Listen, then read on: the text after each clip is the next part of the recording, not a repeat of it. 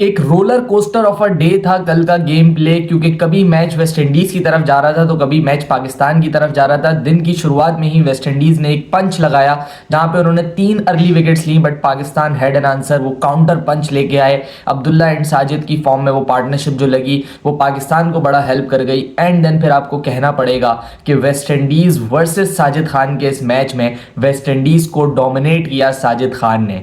अगर कल कोई एक डिस्ट्रॉयर था तो वो साजिद खान था। कोई बंदा अगर फील्ड पे दिखा तो उसका नाम साजिद खान था। यस, इंपॉर्टेंट रोल थे अली उस्मान के, इंपॉर्टेंट रोल था अब्दुल्ला शफीक का, बट साजिद खान का वो कंट्रीब्यूशन अगेंस्ट वेस्ट इंडीज कल के दिन मैं समझता हूं उसने पाकिस्तान के लिए 80% मैच जितवा दिया है।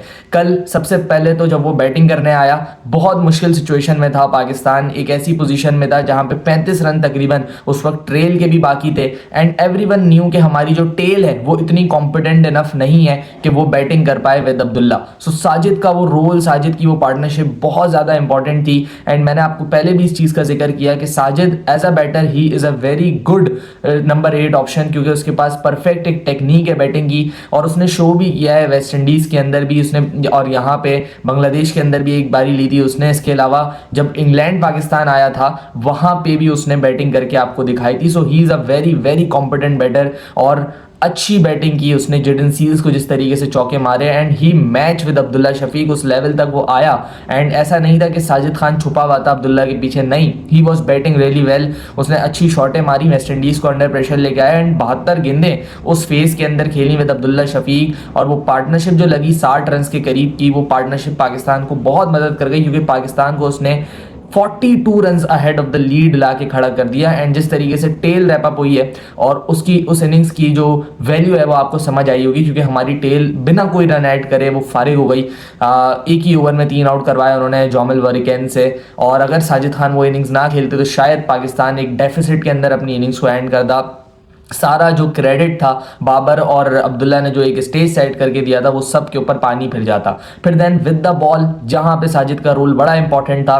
40 रन, एक भी आउट नहीं, और बड़े तेज 40 रन वो वेस्ट इंडीज ने किए 9.5 ओवर के अंदर। They were standing for 40 for none, and वहां पे आके 4 आउट करना टिग नारायण को, उसके बाद आमिर जंगू को। तो क्या बॉल किया उसने, समझ ही नहीं पड़ा आमिर जंगू को जिस जगह पे वो बॉल पड़ा, and then it spun away. So बड़ा शानदार वो बॉल था। एंड देन फिर होप का विकेट, एंड देन उसके बाद जेडन सील्स को आउट करना। सो मतलब Sajid Khan dominated the day against West Indies. Sajid Khan ने ये मैच पाकिस्तान के हिस्से में लाके फेंक दिया, पाकिस्तान की झोली में लाके फेंक दिया है। And he has been a fighter throughout his career. वो एक फास्ट बॉलर का एग्रेशन लेके स्पिन बॉलिंग करता है। दानिश कनेरिया के पास ही एग्रेशन मैंने लास्ट दफा देखा था, वरना उसके बाद जितने भी स्पिनर्स हैं इस तरीके का एग्रेशन उनके पास नहीं होता। आंखों में आंखें डालना जेडन सील्स के साथ, आप देखें कैसा उसने पेचा लगाया था जेडन सील्स को, खुद भी आउट कर रहा था एंड उसके बाद खुद आउट भी हो गया जेडन सील्स से। इनफैक्ट 2 चौके भी मारे, जेडन सील्स बड़ा गुस्से में था। सो एक बहुत अच्छा टेस्ट मैच जा रहा है ये साजिद खान के लिए, लेकिन अभी भी चीज़ें ख़त्म नहीं हुई हैं। मैच के ऊपर बात करते हैं, 101 पे 6 है वेस्ट इंडीज इस वक्त, 60 रन की लीड है वेस्ट इंडीज के पास, एंड ये विकेट डिटेरियोरेट करता जा रहा है। सबसे पहले अपनी बैटिंग के ऊपर बात करते हैं। 266 फॉर 2 पाकिस्तान ने डे स्टार्ट किया। बाबर आजम अनफॉर्चुनेटली अपने पैर पे खुद ही कुल्हाड़ी मारी। एक टेस्ट मैच के अंदर रन आउट होना, ये इससे बड़ी ज्यादती अपने साथ कुछ हो नहीं सकती, एंड वो भी 88 रन पे जब आप खेल रहे हो, 3.5 साल से आपकी सेंचुरी ना आई हो एंड उस वक्त आप रन आउट हो जाओ। सारी चीज़ें बाबर ने बेहतरीन की कल से लेकर आज तक, लेकिन अनफॉर्चुनेटली वो run out that want help. Fans को भी बुरा लगा, क्योंकि ऑब्वियसली इतने साल बाद एक परफेक्ट अपॉर्चुनिटी आई थी आपके लिए यहाँ पे सेंचुरी करने की, वो मिस आउट हो चुकी है अब। एंड देन उसके बाद अगर आप बात करें तो हमारा जो मिडिल ऑर्डर है उसने भी स्ट्रगल किया। अवीज जफर जो कि डेब्यू पे थे वो 1 रन बना के आउट हुए। सलमान अली आगा अपने यूजुअल अंदाज के अंदर आउट हुए। जब तक बॉल नीचे आता है, बॉल उनके पैड पे लग जाता है, तब तक उनका बल्ला भी नीचे नहीं आ पाता।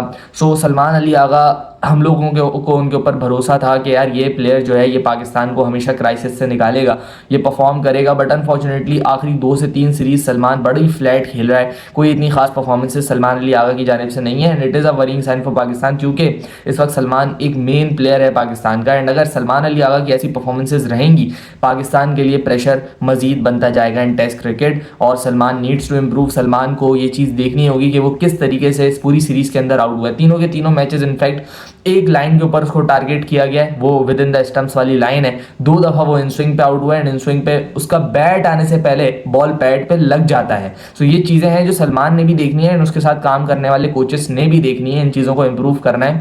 ही is a significant part of Pakistan team. अगर वो परफॉर्म नहीं करता है तो आपका मिडिल ऑर्डर अधूरा लगता है, जो कि इस मैच में भी लगा डेफिनेटली। एंड वो जो वहां पे कोलैप्स हुआ, एक आपने 100 रन की लीड कम से कम पाकिस्तान को लेनी चाहिए थी, वो अनफॉर्चुनेटली हम नहीं ले पाए। 40 रन ही खाली हम ऊपर ऐड ऑन कर पाए। सो वो जो सारा प्लेटफॉर्म एक बाबर और अब्दुल्ला ने सेट किया था, वो आप ऐसा समझ लें कि वो ज़ाया हो गया एक तरीके से, क्योंकि एक बड़ी मजीद पार्टनरशिप चाहिए थी। जैसे साजिद एंड अब्दुल्ला ने की, ऐसी एक और पार्टनरशिप, भले वो रिजवान लगा लेता, भले वो आगा लगा लेता, भले वो अवेज जफर लगा लेता, हम लोग अभी 100-110 की लीड के ऊपर खड़े होते एंड इट वुड हैव मेंट कि हम लोगों को जो टारगेट मिलता वो 30 से 40 रन एट मैक्सिमम होता।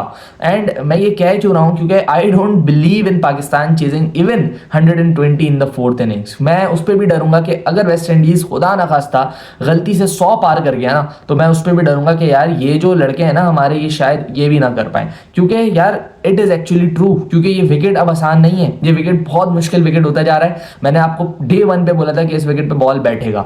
आज के दिन आप बॉलिंग देखें, कितनी बॉलें बैठी, रिजवान आउट हुआ वो बॉल बैठी, उबैश आउट हुआ वो बॉल बैठी, शेओब आउट हुआ वो बॉल बैठी, कितनी बॉलें बैठ रही हैं and from a very dangerous position बैठ रही हैं, इनसाइड द स्टंप लाइन वो बॉलें बैठ रही हैं। सो अगेन इस विकेट के ऊपर जो बंदा बैकफुट पे खेलेगा ना स्पिनर को, उसके लिए भाई काम बहुत मुश्किल हो जाएगा, उसका सर्वाइव करना बहुत ज्यादा मुश्किल हो जाएगा। ये विकेट फ्रंट फुट वाली है, अब इस विकेट पे बॉल जो है बड़ी मुश्किल से ही उठ रहा है। So you need to commit everything on front foot. जो बॉल आपको थोड़ा सा पीछे लग रहा है उसको आगे निकल के थोड़ा खेलना पड़ेगा, लेकिन बैक फुट पे यहाँ पे बैटिंग करना खतरे से खाली नहीं है। शे होप को आप देखें, वो टोटल बैक फुट का प्लेयर है against the spinners, and Sajid का जो उसको बॉल पड़ा वो तो उसके टखने पे बॉल लगा है एंड ही गॉट आउट। सो ये चीजें कल के दिन मजीद खराब होती जाएंगी, क्योंकि विकेट इस्तेमाल होता जा रहा है। ऐसी विकेट के ऊपर डे 1 पे मैंने आपको बोला था स्पिन भी होगा, बॉल भी बैठेगा। सो यहाँ पे 100-120 एक अजाब से कम नहीं होगा for the batting lineup like Pakistan. वो जोमिल वॉरिगन वो 6 आउट करके गया हुआ है, he is high on confidence, वो कुछ भी कर सकता है। So it is not over yet.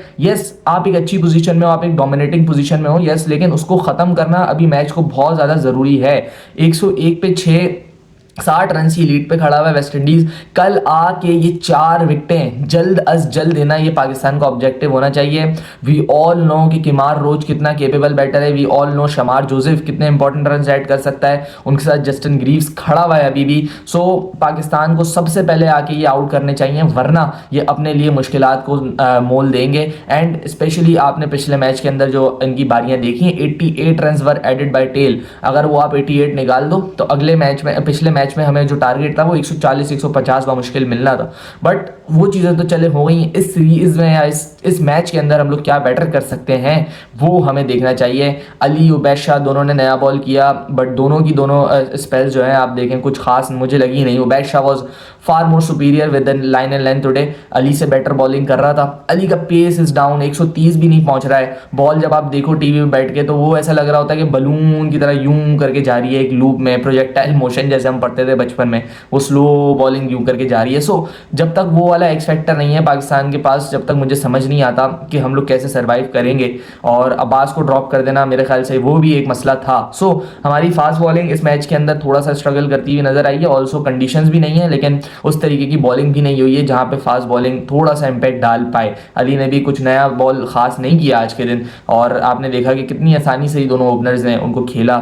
And उबैश Shah was good, कल उन्होंने अच्छी बॉलिंग की, एक अच्छी जगह से बॉलिंग की, बट अभी बहुत ज़्यादा काम की ज़रूरत है, उबैद को बहुत ज़्यादा गेम टाइम की ज़रूरत है, तब जाके वो इंप्रूव करते रहेंगे। ऑब्वियसली वो टैलेंट मौजूद है, आइडेंटिफाइड है वो टैलेंट, लेकिन जब तक आप ज़्यादा फर्स्ट क्लास मैचेस नहीं खेलते, जब तक आप ज़्यादा क्रिकेट नहीं खेलते, टेस्ट क्रिकेट आपको रिवॉर्ड नहीं करती, जैसे हमने पहले भी बात की हुई है। अगर मैं अली उस्मान की बात करूं तो बड़ा उन्होंने इंपॉर्टेंट स्पेल डाला, एक अच्छी लाइन एंड लेंथ से बॉलिंग कर रहे हैं। जोमिल वॉरिगन से आप सीख सकते हैं, वो इतना थ्रेटनिंग नहीं लगता, लेकिन वो बड़ा एक स्मार्ट स्पिनर है एंड ही नो कि यार मैं अगर इस जगह पे बॉलिंग करता जाऊंगा ना तो इवेंचुअली मुझे विकेट्स मिलेंगे। एंड वो वेट करता है, वो करता जाता है उस जगह पे बॉलिंग। उसके पेस आप देखें, उसकी आर्मर आप देखें, वो कब करता है, किस वक्त करता है। सो सो वो सारी चीज़ें हैं जो कि हम जोमिल वॉरेकैन से ले सकते हैं। बट अली उस्मान मैं समझता हूँ एंड मैं मानता हूँ कि वो he is a better bowler than Jomel Warrican by far. वो अपने एक्शन से भी, अपने रिदम से भी एंड अपनी स्किल से भी सबसे वो बेटर है वॉरेकैन से। एंड उसने कल प्रूव भी किया जिस तरीके से फंसा के उसने बॉलिंग की है, बड़ा इंपॉर्टेंट उसने चेस को आउट किया। एंड चेस की विकेट के अंदर बाबर आजम का भी बहुत अहम किरदार था।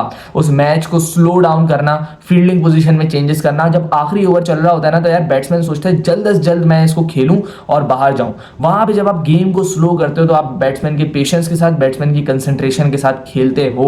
एंड वही किया बाबर आजम ने and they got the reward. Roston Chase की बड़ी विकेट हमें मिली उस वक्त। वेस्ट इंडीज 101 पे 6, एक बेहतरीन स्पेल के दरमियान अली उस्मान एंड साजिद खान दोनों के दोनों हैं, अच्छा स्पेल कर रहे हैं, पाकिस्तान को एक डोमिनेंट पोजीशन पे लाके खड़ा किया है। बट कल के दिन जरूरी है कि हम इनको 100 की लीड से पहले पहले आउट करें। We need to be chasing 80 to 90। 100 run होते हैं तो पाकिस्तान के लिए एक चैलेंज जरूर बन सकते हैं on this surface. So I hope कि कल का दिन भी पाकिस्तान बिना किसी मजाक तफरी के कंसंट्रेशन के साथ मैच खेले एंड इस मैच को खत्म करे। कल रिजल्ट डेफिनेटली हमें देखने को मिल जाएगा। तो दोनों ही गेम्स 4-4 दिन पे खत्म हो गए।